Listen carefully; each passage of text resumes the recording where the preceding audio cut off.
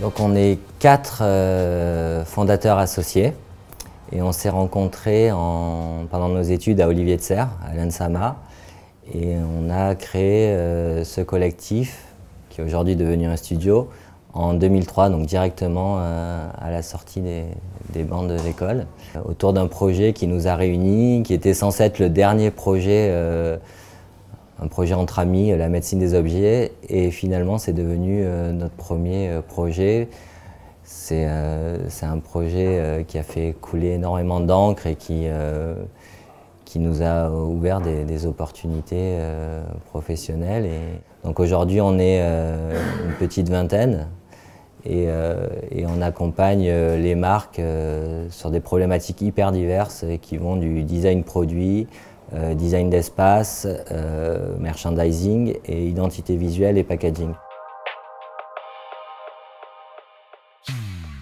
On n'est pas positionné aujourd'hui comme une agence spécialisée dans l'éco-conception parce qu'on pense qu'on n'a jamais voulu le faire parce qu'on trouvait que c'était trop marketing et que pour nous c'est générationnel, c'est dans nos valeurs. Je pense que tout le monde dans tous les métiers, dans toutes les professions doit avoir cette approche-là, essayer au maximum de réduire l'impact dans les projets sur lesquels il est amené à travailler. Enfin, c'est quelque chose à l'agence qui compte, on parle d'objet premier, c'est-à-dire qu'on utilise beaucoup l'objet comme matière première à la création. Et par exemple, ce qu'on a pu faire pour Duralex, c'est juste un petit complément d'objet qui permet de transformer un verre en lui donnant une nouvelle fonction.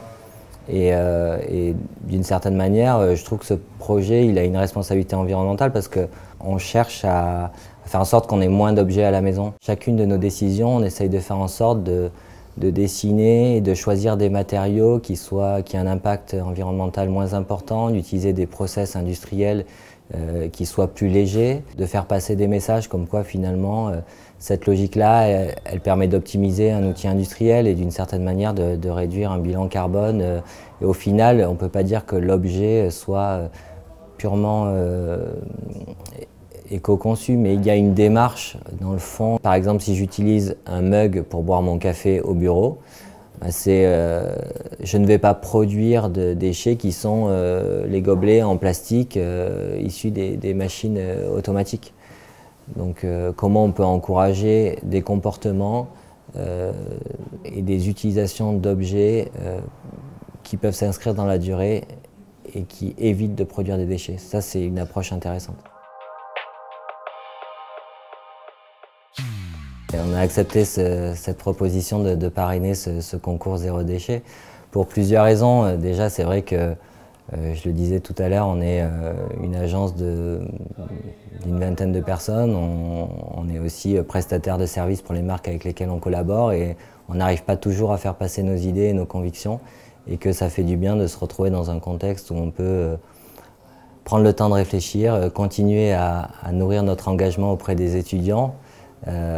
Et c'est vrai que quand on a commencé en 2003, ce genre de thématique n'existait pas, c'était complètement marginal. Voilà, je pense que le concours zéro déchet fait partie aujourd'hui des concours qui comptent auprès des écoles et on aurait aimé que ce concours existe pendant nos études et on aurait rêvé le faire.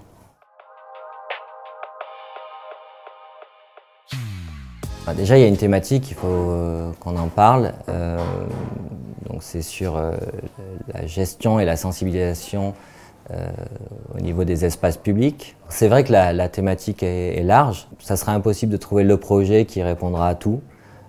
Ça c'est clairement quelque chose que je veux dire, c'est pas un concours de design de poubelle.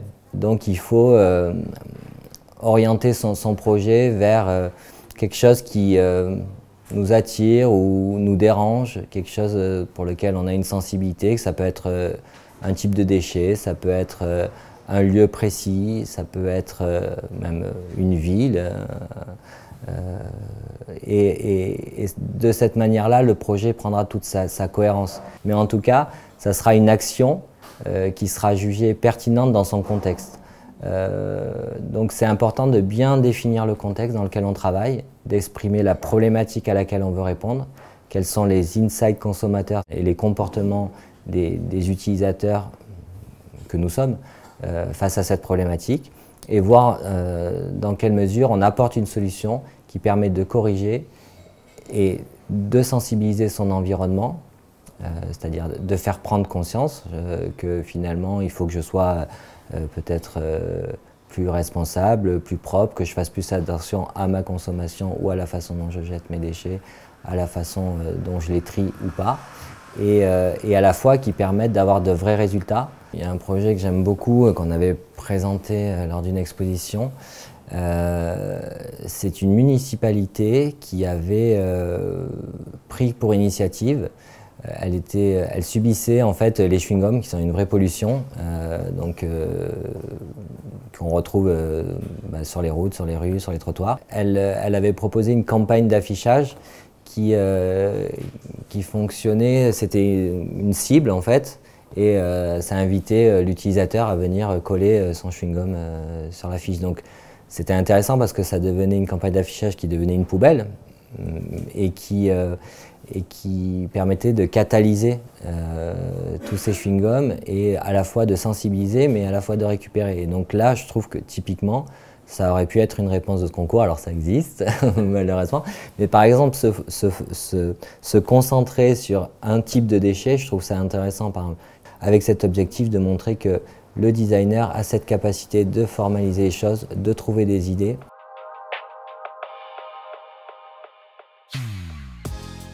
Ce qui compte, c'est d'avoir une approche conceptuelle, d'avoir une vraie réflexion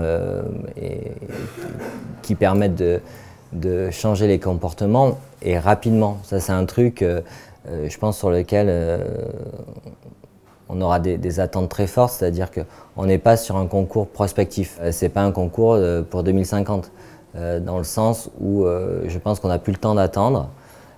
On parle beaucoup de toutes ces problématiques-là. Maintenant, il faut apporter des solutions concrètes. Ça, c'est important parce que ça veut dire qu'il ne faut pas partir sur des matériaux qui n'existent pas, sur des scénarios de vie qui correspondent pas à ce qui est notre quotidien aujourd'hui. Il y a vraiment des attentes et le cadre de ce concours est propice à développer des choses qui peuvent dépasser les images de synthèse ou le simple prototype. Il y a des industriels derrière qui ont des envies et qui sont capables de vous accompagner dans la réalisation et même l'implantation de vos créations. Et donc ça, c'est quelque chose qu'il faut garder en tête pour éviter de faire des choses qui soient non réalisables. Et alors c'est vrai qu'on fait souvent un concours pour les dotations financières qui sont certes alléchantes, mais je pense qu'il n'y a rien de plus beau quand on est étudiant de voir son objet exister, et moi encore aujourd'hui en tant que designer, il n'y a rien de plus excitant que de voir son objet être utilisé. Et c'est dans ce sens-là qu'il faut faire des choses concrètes. On espère vraiment être surpris et avoir pas qu'un coup de cœur, mais plein de coups de cœur, et de ne pas savoir choisir quel projet sera le lauréat. Et on espère aussi faire de belles rencontres et avoir l'occasion de vous croiser lors de la remise des prix pour vous féliciter.